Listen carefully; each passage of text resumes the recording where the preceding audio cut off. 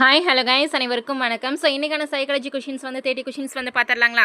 So நம்ம சைக்காலஜியை பொறுத்த வரைக்கும் ப்ரீவியஸ் இயர் கொஷினோட ஆன்சர்ஸும் படிக்கணும், ப்ளஸ் அந்த 10 யூனிட்ஸுமே நீங்கள் ஃபுல்லாக ரிவிஷன் பண்ணிட்டீங்கன்னா கண்டிப்பாக சைக்காலஜியில் 30 மார்க்ஸ் ஈஸியாக எடுத்துடலாம்.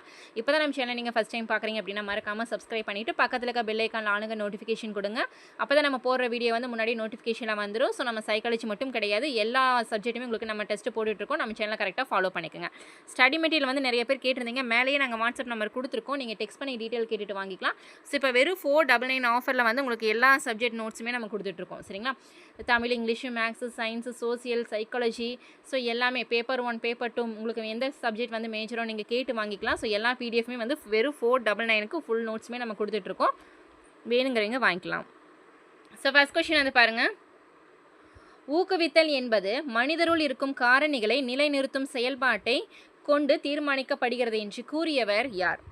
ஊக்குவித்தல் என்பது மனிதருள் இருக்கும் காரணிகளை நிலைநிறுத்தும் செயல்பாட்டை கொண்டு தீர்மானிக்கப்படுகிறது என்று கூறியவர் யார்? Answer Gilbert. Option B Gilbert. ரெண்டாவது கேள்வி பாருங்க. இன்றைய மன உளவியல் தனக்குள் உணர்த்துவதாவது நடத்தைக்கான அறிவியல் பூர்வமான புலன் விசாரணையாகும் என்று கூறியவர் யார்? இந்த மாதிரி கூற்றுகள் ரொம்ப ரொம்ப முக்கியம்.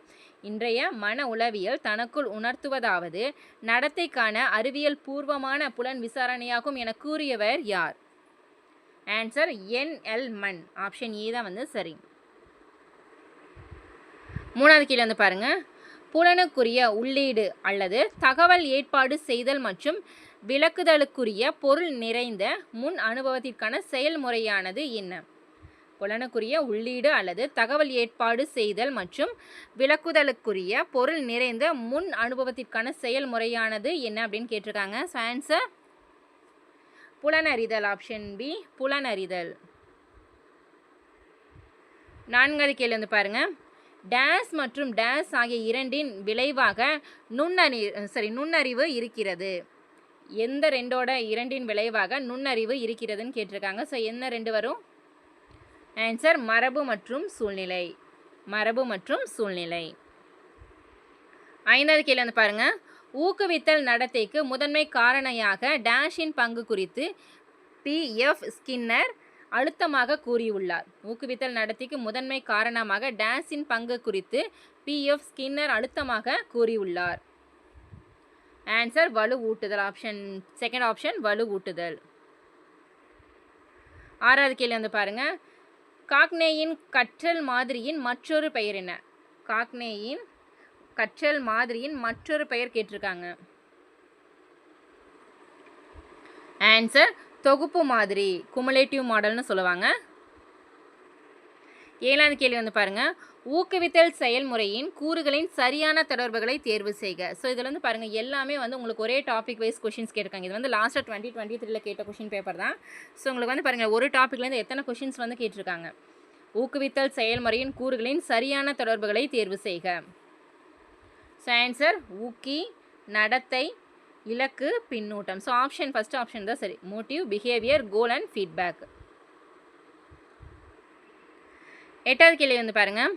சொல்லானது நடத்தை மற்றும் மன கட்டமைப்பினை குறிக்க பயன்பெறும். டேஸ் சொல்லானது நடத்தை மற்றும் மன கட்டமைப்பினை குறிக்க பயன்பெறும்னு சொல்லியிருக்காங்க. எந்த சொல்பா? ஆன்சர் அமைப்பு முறைமை. ஸ்கீமான்னு சொல்லுவோம்ல, அமைப்பு முறைமை.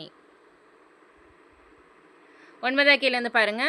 குளவி பருவத்தின் ஏதாவது ஒரு சிறப்பு பண்பை கண்டுபிடிக்கவும். குளவி பருவத்தின் ஏதாவது ஒரு சிறப்பு பண்பு கேட்டிருக்காங்க. ஆன்சர் சுயநலம், செல்ஃபிஷ். ஆப்ஷன் ஏ சுயநலம். பத்தாவது கேள்வி பாருங்க. எந்த நிலையில் மனவெளிச்சிகளுக்கான பயிற்சி மற்றும் முறையான மனவெளிச்சி ஆற்றலை வரிசைப்படுத்துதல் போன்றவை மிகவும் தேவைப்படும்? எந்த நிலையில், எந்த பருவத்தில் மனவெளிச்சிக்கான பயிற்சி மற்றும் முறையான மனவெளிச்சி ஆற்றலை வரிசைப்படுத்துதல் போன்றவை மிகவும் தேவைப்படும்? ஸோ எந்த பருவத்தில் நம்மளுக்கு தேவைப்படும்? குமர பருவம். குமர பருவம். 11வது கேள்வி பாருங்க. மற்றொருவரின் சொத்தை வலுக்கட்டாயமாக உடைமையாக்குபவர் அல்லது சேதம் விளைவிப்பவர் மற்றும் சமூக விரோத செயல்களில் 18 வயதுக்கு கீழே ஈடுபடுபவர் டேஷ் என்று கருதப்படுவர். ஸோ அதாவது வந்து மற்றொருவரோட சொத்தை வந்து வலுக்கட்டாயமாக நமக்கு சொந்தமாக்கிறவங்க அல்லது சேதம் விளைவிப்பவர் மற்றும் சமூக விரோத செயல்களை 18 வயசு கீழே இருக்கிறவங்க வந்து ஈடுபடுபவர் வந்து என்னன்னு நம்ம சொல்லுவோம்னு கேட்டிருக்காங்க. ஆன்சர் சிறார் குற்றவாளிகள். Option B. செகண்ட் ஆப்ஷன் சிறார் குற்றவாளிகள். 12வது கேள்வி. டேஸ் மனமுறிவுக்கான காரணம் அல்ல. எது வந்து மனமுறிவுக்கான காரணம் அல்லான்னு கேட்டிருக்காங்க. ஸோ அப்போ எதெல்லாம் இருக்குன்னு முதல்ல சொல்லுங்கள் பார்க்கலாம். தாமதமாக வலுவூட்டல் இருக்குது, மறுக்கப்பட்ட வலுவூட்டல், பதிலை தடுப்பது. ஸோ இதெல்லாமே இருக்குப்பா. ஸோ எது இல்லைன்னா பொருத்தமான பதில் இது இல்லை கிடையாது. சரிங்களா? 4வது ஆப்ஷன் தான் இல்லை. ஃபஸ்ட்டு 3மே இருக்குது. 13வது கேள்வி. ஆக்கத்திறனுக்கான உளப்பகுப்பாய்வு கோட்பாட்டினை முன்மொழிந்தவர் யார்? ஆக்கத்திறனுக்கான உளப்பகுப்பாய்வு கோட்பாட்டினை முன்மொழிந்தவர் யார்? Answer Freud. Option third option Freud. 14வது கேள்வி. ரோஜார்க்கின் மைதட ஆளுமை சோதனையில் டேஸ் மை தடவிய அட்டைகளை பயன்படுத்தினார்? எத்தனை மை தடவிய அட்டைகளை பயன்படுத்தினார்? ஸோ அதான் கொஷின். ரோஜார்க்கின் மைதட ஆளுமை சோதனையில் வந்து எத்தனை மை தடவிய அட்டைகளை பயன்படுத்தினார்? ஸோ ஆன்சர் 10 மை தடவிய அட்டைகளை பயன்படுத்தினார். 15வது கேள்வி. நுண்ணறிவில் இனத்திற்கான திறமை என்பது? நுண்ணறிவில் இனத்திற்கான திறமை என்பது என்னன்னு கேட்டிருக்காங்க. என்னப்பா ஆன்சர்? புதிய சிக்கல்களை தீர்க்க பொதுவான மனத்திறன் வேணும்ப்பா. புதிய சிக்கல்களை தீர்க்க பொதுவான மனத்திறன். 16வது கேள்வி. டேஸ் என்பது புலன்சார் அனுபவத்திற்கு அர்த்தம் அளிப்பது. எது வந்து புலன்சார் அனுபவத்திற்கு அர்த்தம் அளிப்பதுன்னு கேட்டிருக்காங்க. ஆன்சர் புலன்காட்சி. ஆப்ஷன் ஏ புலன் காட்சி. 17வது கேள்வி. உடனே தீர்வு நரம்பு தூண்டுதல் ஏற்படுத்தும் விளைவு எது? உடனே தீர்வு நரம்பு தூண்டுதல் வந்து ஏற்படுத்தும் விளைவு எந்த விளைவுன்னு கேட்டிருக்காங்க. ஆன்சர் இதய துடிப்பு அதிகரித்தல். ஸோ பிபி வந்து ஹை பண்ணி கொடுக்கறது. சரிங்களா? ஹார்ட் ரேட் வந்து இன்க்ரீஸ் பண்ணுறது. 18வது கேள்வி வந்து பாருங்கள். போல செய்து கற்றலில் உள்ள பின்வரும் படிகளை சரியான தொடர் வரிசை கிரமத்தை தேர்ந்தெடுக்கும். ஸோ அதாவது சரியான வரிசையில் கேட்டிருக்காங்கப்பா. போல செய்து கற்றலில் உள்ள பின்வரும் படிகளை சொல்லுங்கள் பார்க்கலாம். சரியான வரிசை எதுலேருந்து வரும்? ஸோ ஃபர்ஸ்ட் ஒன் வந்து பெறுதல் வரும். ஸோ அடுத்து என்ன வருதுங்க? தக்க வைத்தல். அடுத்து வந்து செயல்படுதல், அப்புறம் தான் விளைவுகள். கரெக்டுங்களா? ஸோ சரியானது படிகள். கரெக்டுங்களா? சொல்லுங்கள் போல. ஃபர்ஸ்ட் வந்து பெறுதல், தக்க வைத்தல், செயல்படுதல், விளைவுகள். ஸோ ஆப்ஷன் என்னப்பா வரும்?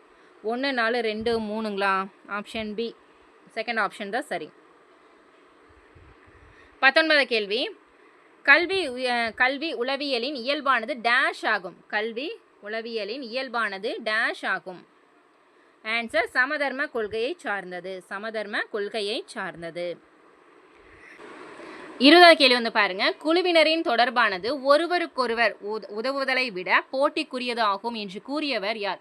ஒரு குழுவினரின் தொடர்பு வந்து பார்த்தீங்கன்னா ஒருவருக்கொருவர் வந்து உதவுவாங்கள்ல, அதை விடவே போட்டிக்குரியது அப்படின்னு சொல்லியிருக்காங்க. ஸோ அவர் யாருன்னு கேட்டிருக்காங்க. ஸோ ஆன்சர் பிஹெச் லெம்டில்ஸ். ஆப்ஷன் ஏ தான் வந்து சரி. சரிங்களா? 21வது கேள்வி. கற்பனை திறன் டேஸ் பருவத்தில் அதிகமாக இருக்கும்? கற்பனை திறன் வந்து எந்த பருவத்தில் வந்து அதிகமாக இருக்கும்னு கேட்டிருக்காங்க. ஆன்சர் குமர பருவம். ஆப்ஷன் தேர்ட் ஆப்ஷன் குமர பருவத்தில். 22வது கேள்வி. சிக்மண்ட் ஃப்ராய்ட் உருவாக்கிய ஒரு மன மாதிரி எது? சிக்மண்ட் ஃப்ராய்ட் உருவாக்கிய ஒரு மன மாதிரி என்பது எதுன்னு கேட்டிருக்காங்க. ஆன்சர் டோபோகிராஃபிஸ்பா. அதாவது வந்து டோபோகிராஃபிக்கல்னு சொல்லுவோம்ல, ஸோ அதுதான் டோபோகிராஃபிக்கல். 23வது கேள்வி. கோல்பர்க் கோட்பாட்டின்படி ஒழுக்க மேம்பாட்டின் 2வது படிநிலை என்பது? கோல்பர்க் கோட்பாட்டின்படி ஒழுக்க மேம்பாட்டின் 2வது படிநிலை என்பது என்ன அப்படின்னு கேட்டிருக்காங்க. ஸோ எது வரும்? வழக்கமான நல்லொழுக்கம். வழக்கமான நல்லொழுக்கம். 24வது கேள்வி.